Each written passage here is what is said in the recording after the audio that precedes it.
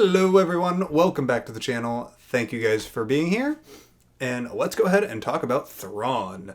But the spoilery version. It's now in the video, it's in the title, I've spoken it.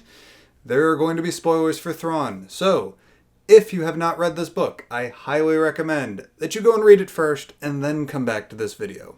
So this book's first couple of chapters kind of go along the same path as Legends did, where he is exiled on this planet on the border of wild space and the unknown regions.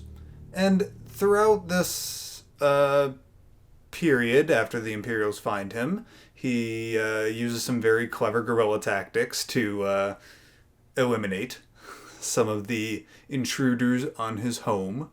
And he ends up eventually being captured just through overwhelming force, because that's how the Empire does. And he's brought aboard a Star Destroyer. Now, because Thrawn is an alien from the unknown regions, he is a point of interest for Palpatine. So Thrawn ends up being matched up with this character known as Eli Vanto. Eli Vanto speaks a language that Thrawn speaks. Thrawn's basic isn't perfect yet, so Eli is kind of stuck with being Thrawn's interpreter for this journey to Coruscant, something that Eli doesn't really want. He just kind of wants to go on to his the rest of his studies out in wild space, where he's training to become a logistics officer in the Imperial Navy, and he's not too happy about it, but too bad, we're going to go talk to the Emperor. So Palpatine and Thrawn end up having a conversation there on Coruscant, and Thrawn reveals that he knows Anakin Skywalker. What? No big deal. It's never explained. Thanks, Timothy Zahn. Thanks, story group. Tale for another time. Bah! Anyways, that minor complaint out of the way. I really enjoyed this conversation. The fact that Thrawn knows Anakin makes him even more intriguing to the Emperor, so the Emperor decides that Thrawn should be in the Imperial Navy, and so Thrawn says, sure, just as long as Eli can come with me. Eli doesn't like this, though, because once they get to this academy there on Coruscant, you see the xenophobia that the Empire really puts them through, both xenophobia and racism. You get this xenophobic dislike or hatred towards Eli because he's from wild space, which is kind of a backwater. It's not the well-connected families of the core. So you really get to see the imperial society, I guess is the word I'm looking for, put him down constantly for being too stupid to know what he's talking about, or to judge his capacities as a leader. And then Thrawn has to go through the same thing. He's an alien. He's a non-human. He should never be in a position of command, and so on and so forth. And you get this from the commandant of the academy. You get it from the professors. They get attacked by fellow students. And this trend continues all the way through the book. I mean, everything from Thrawn being a lieutenant to a first lieutenant to a lieutenant commander to a captain to a commodore to admiral to grand admiral. He's constantly having to deal with these kind of racist things that Eli's also kind of having to deal with. And throughout this book, it's really fun to see Eli being trained by Thrawn. And we'll get to it at the end of the video, but I got a theory on Eli. Now, there was that nemesis that we talked about a little bit in the spoiler-free review. This Moriarty character is set up to be a big reveal in the book, but I kind of saw it coming from light years away. I mean, you see this very first mission where Thrawn and Eli are on, Thrawn gets outsmarted by this random pirate guy, and then the random pirate guy gets away and disappears. And then, 20 chapters later, it's, oh, he's that same pirate guy. Okay, but, whatever. So we're going to go ahead and fast forward to the very end of the book, which is where I started to actually like Pryce. Throughout the whole middle of this book, we're getting all of these interactions with Pryce as she's trying to crawl up the social ladder. They're on Coruscant, and it isn't until after she becomes governor of... Well, okay, yeah. Yeah, once she becomes governor of Lothal, that I really started to like Pryce. As I said in the spoiler-free review, up until then she was just kind of boring, and I just kind of wanted to get rid of her and go and figure out what EY and Thrawn were talking about and what they were up to.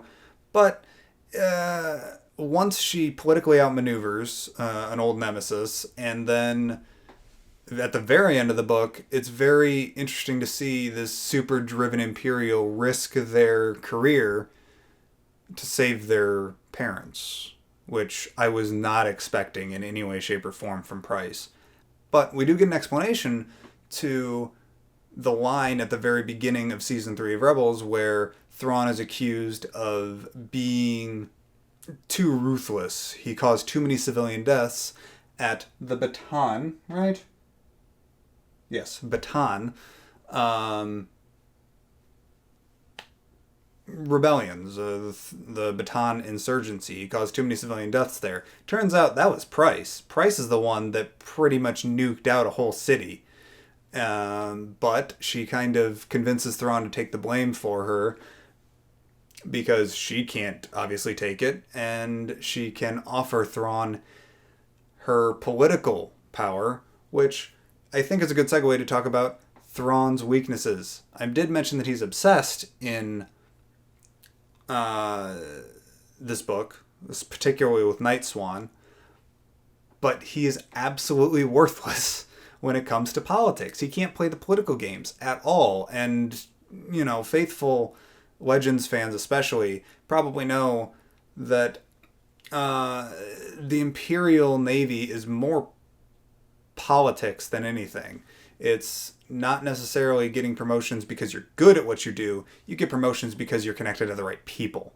And Thrawn has this huge weakness that he's so uninterested with politics that he just doesn't grasp it in any way, shape, or form. And I love that. I love seeing flaws with Thrawn. He's actually a relatable character, especially with all those little journal entries at the beginning of each chapter, and the fact that Timothy Zahn chooses to explain certain things through inner monologue.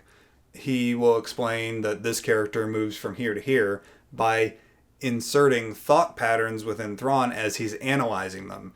You know, Pryce moves to behind the table. Her face glows slightly as she is becoming more and more embarrassed, and so on and so forth. And that's an excellent story device. That's an excellent way to keep you immersed and to make Thrawn more relatable too. Another thing that I want to give Zahn props for is the dynamic in between EY and Thrawn. The dynamic in between these two characters is so perfectly put. You've got Thrawn explaining all of his tactical decisions and all the military decisions and all the different issues with providing arms to people or doing this particular strategy or this, that, and the other thing to EY, and you have EY explaining the Empire in its entirety, essentially, to Thrawn.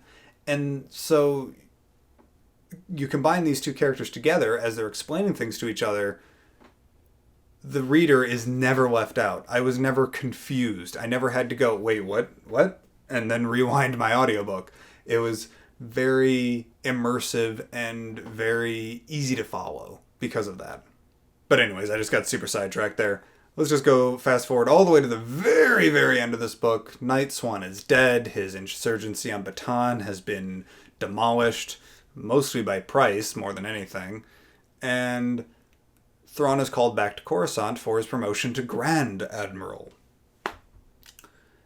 And this is probably my favorite scene in the entire book. My favorite two scenes in the entire book, right? Just the last two scenes of it. And while Thrawn and Palpatine are talking on Coruscant, Thrawn kind of just sits back and goes, "So tell me about the Death Star. And the Emperor's response is perfect because I love seeing Palpatine get put down by Thrawn. He just goes, "Where did you hear that name?" Pretty easy, actually. Unguarded transmissions, and Eli, he was in logistics before, so he realized that tons and tons and tons of supplies and munitions and manpower are being diverted to this ghost project. So yeah, by the way, you shouldn't build that because it's dumb. It just doesn't make sense strategically or militarily. And Palpatine eventually kind of recovers from the shock of realizing that Thrawn knows about the Death Star. And so he kind of changes the subject and says, well, here's Vader. Vader, Thrawn, Vader. And it's unclear as to whether or not Thrawn knows Vader's true identity. It might be it, but I'm not sure if Thrawn has quite gotten to that yet. He may have done that if he was Legends Thrawn, where he makes crazy deductions, but I think that this Thrawn is just realistic enough that I don't think that he realizes that Vader is Anakin, Anakin is Vader. And then the absolute last scene, this is in the epilogue. Eli, who's been kind of trained without realizing it from Thrawn, turns into the envoy, or the Thrawn to the Chiss Ascendancy.